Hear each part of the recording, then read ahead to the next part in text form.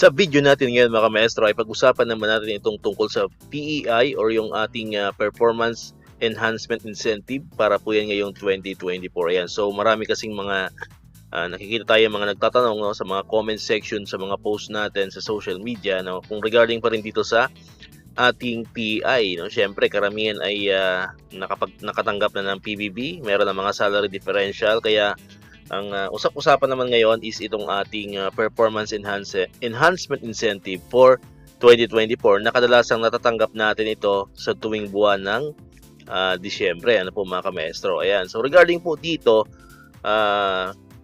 sure po tayo na meron pa rin tayong matatanggap na PEI. Kasi syempre hindi pa naman totally nawawala talaga yung ating RPMS.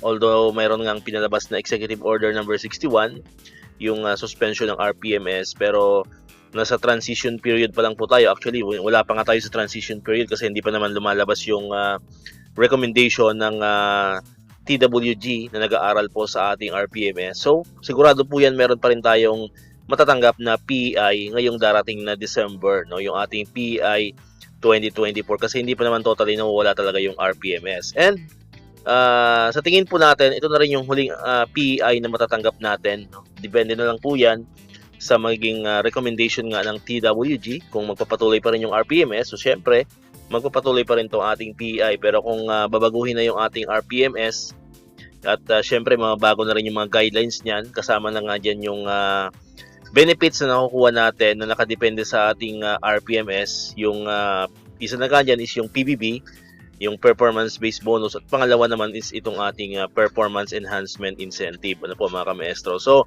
if ever man mababago yon, sa tingin natin, kung mawala man tong PEI by next year, starting next year, tingin naman natin meron yan papalit na panibago. So, malalaman lang natin kung ano yung magiging tawag. Ano po mga ka-maestro? Pero for sure, ngayong December 2024 ay meron pa rin tayong matatanggap na Performance Enhancement Incentive o yung ating PEI for 2024 na usually ito ay nagkakahalaga ng 5,000 pesos. Ano po mga ka-maestro kung hindi tayo nagkakamali. Okay? So yun po, So wag na po tayong mangamba na baka wala ng PEI. So meron pa po yan. Meron na po tayong matatanggap ni PEI ngayong darating na December. Ayan, usapang PBB. So far po, wala pa pong sumusunod na region. So last week, ang mga nabigyan po ng SARO for PBB 2022 ay ang Region 2, then Region 9 and yung Region 11. Pero sa Region 11 pa, yung Davao Region, kung hindi tayo nagkakamali, meron pa mga ibang SDO doon na hindi pa nare-releasean po ng SARO for PBB 2022. Ayan, so abang-abang lang po kayo sa channel natin.